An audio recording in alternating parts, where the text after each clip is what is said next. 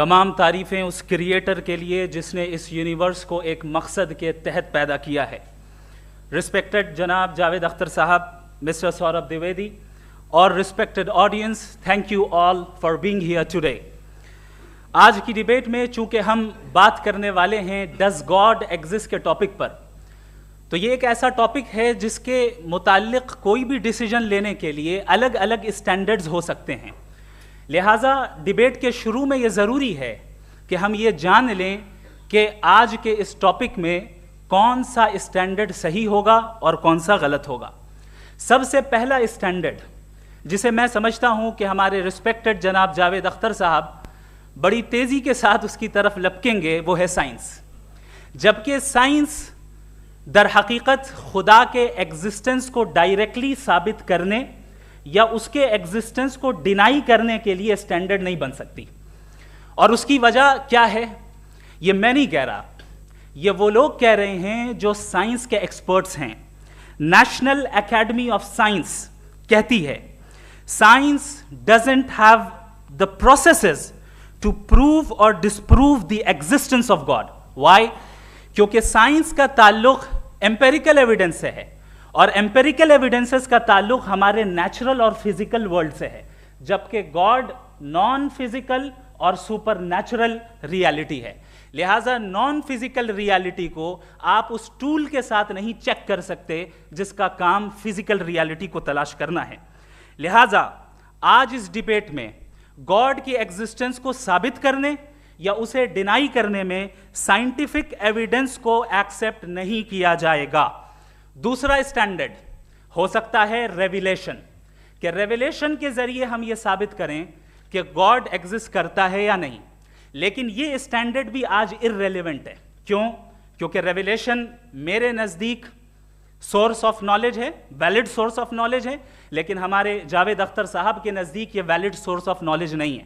لہٰذا آج کی ڈیبیٹ میں ایک بھی ایویڈنس کسی بھی مذہبی اسکرپچر سے نہیں دوں گا تاکہ جاوید اختر صاحب کے لیے وہ ان ایکسیپٹیبل نہ ہو.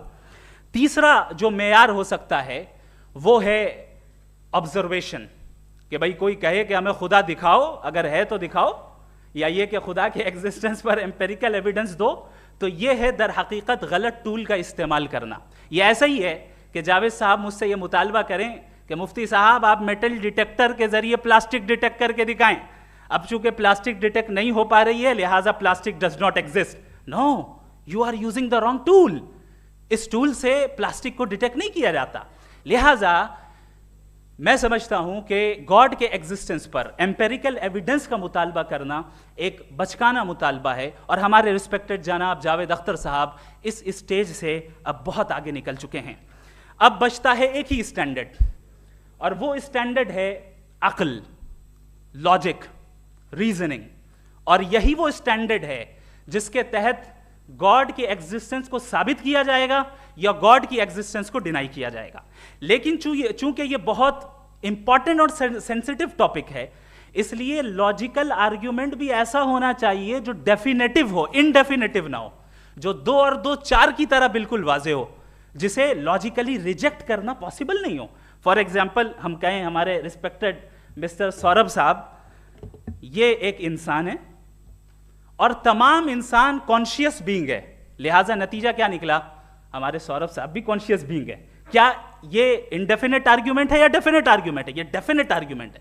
یہ 2 اور 2 کی طرح واضح ہے, اس میں کسی طرح جو ہے لاجیکلی اس کو ریجیکٹ نہیں کیا جا سکتا. تو اگر آج ہمارے جاوید اختر صاحب ایسی کوئی عقلی دلیل اور لاجیکل ایویڈنس دیں خدا کے نہ ہونے پر جو ڈیفینٹ بھی ہو, تو میں یہ اعلان کرتا ہوں کہ یقیناً میں اس ایویڈنس کو قبول کروں گا اور اس پر غور کروں گا.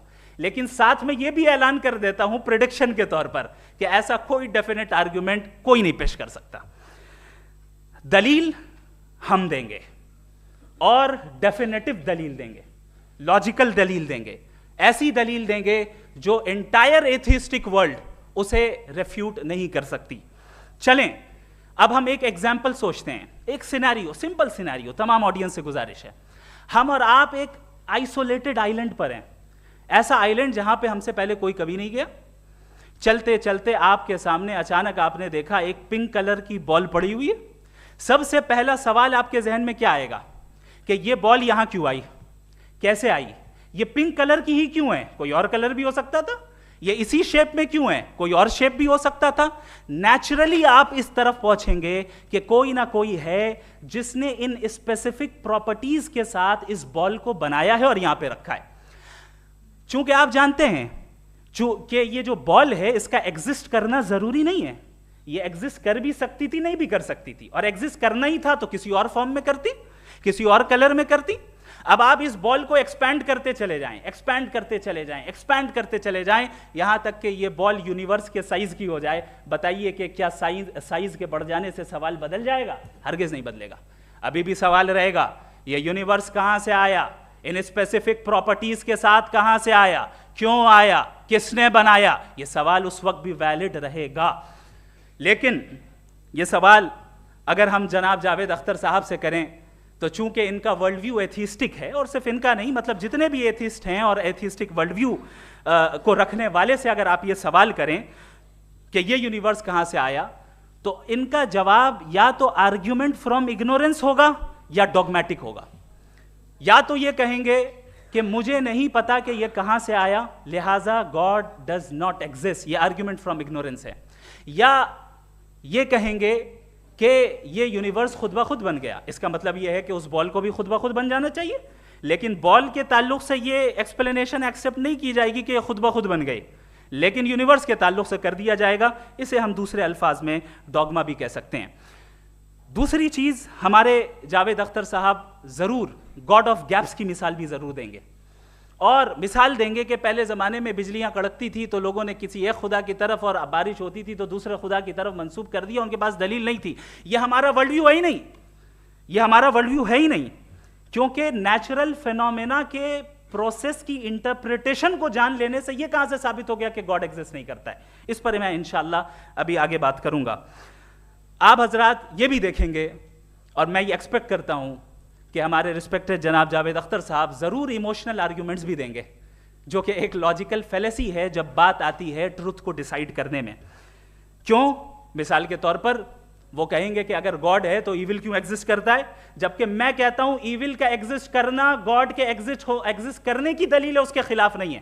چونکہ اگر گاڈ ہے تو ہم سب اس کے سامنے اکاؤنٹیبل ہیں, اور اگر ہم اکاؤنٹیبل ہیں تو اکاؤنٹیبلٹی کے لیے ایول کا موجود ہونا ضروری ہے, اس کے بغیر ہم اکاؤنٹیبل نہیں ہو سکتے. اور اگر ہم اکاؤنٹیبل نہیں ہیں تو ہم جناب جاوید اختر صاحب سے پوچھیں گے کہ آپ بتائیں کہ پھر سفرنگ اس دنیا میں کیوں ہیں؟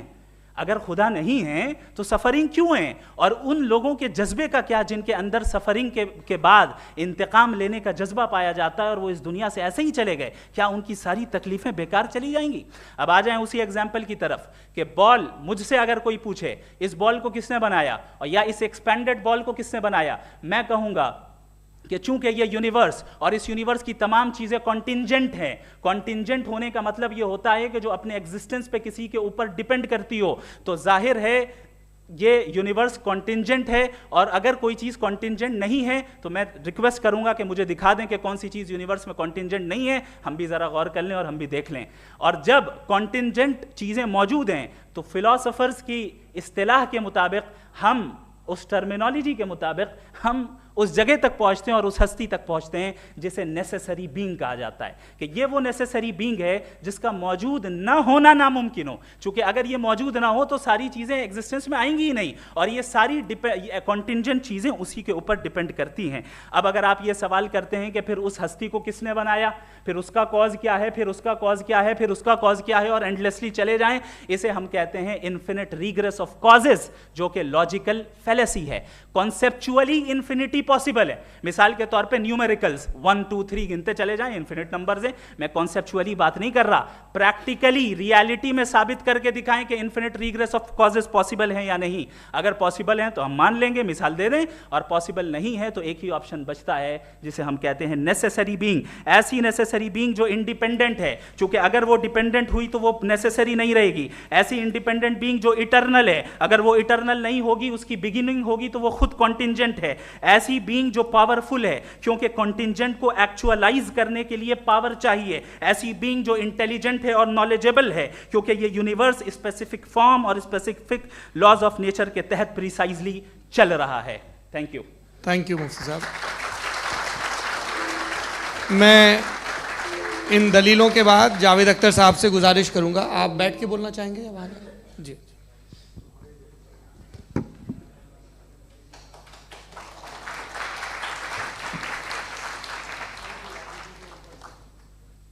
پہلے تو میں مفتی صاحب کو ایک اچھی خبر دینا چاہوں گا کہ میری نالج سائنس کے بارے میں بڑی معمولی ہے, تو آپ فکر نہ کریں اس کی, لیکن کچھ کامن سینس ہے مجھ میں.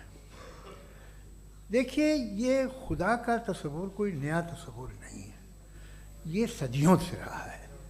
یہ کچھ ریلیجن 3000 سال پرانے ہوں گے, 4000 سال پرانے ہوں گے, لیکن انسان کوئی 10,000 12,000 سال سے ایگزسٹ کرتا ہے ہومو سیپین کی شکل میں, اور ہمیشہ کچھ نہ کچھ مذہب رہے.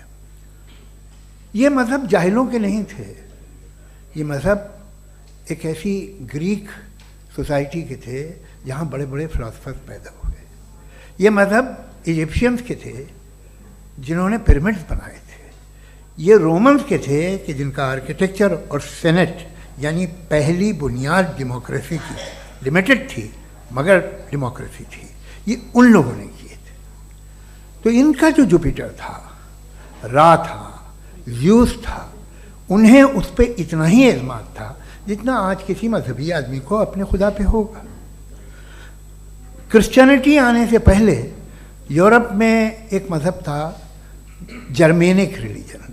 اس کا ایک خدا تھا, اس کی ایک بیوی تھی, اس کے 2 بیٹے تھے, ایک بیٹی تھی. پھر جرمنی میں جب یورپ میں کرسچینٹی آئی تو وہ خدا, اس کی بیوی اور پورے خاندان چلا گیا. تو ہم نے اگر ہم ہسٹری دیکھیں تو خدا جو ہیں وہ زیادہ تر فانی ہیں, وہ ہمیشہ رہے نہیں. اور وہ جو لوگ انہیں مانتے تھے ان کو آپ کہیں وہ تو جاہل تھے, انہیں تو کچھ پتہ ہی نہیں تھا. ایسا نہیں ہے, وہ اپنے وقت میں بڑے قابل لوگ تھے اور اپنے وقت میں انہوں نے بڑے بڑے کام کیے ہیں.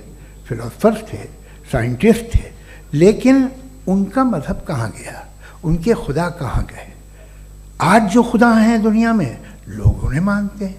آپ کو کیا معلوم کہ کتنے برسوں کے بعد کیا ہونے والا ہے؟ ہم یورپ میں دیکھتے ہیں تو چرچ خالی ہیں.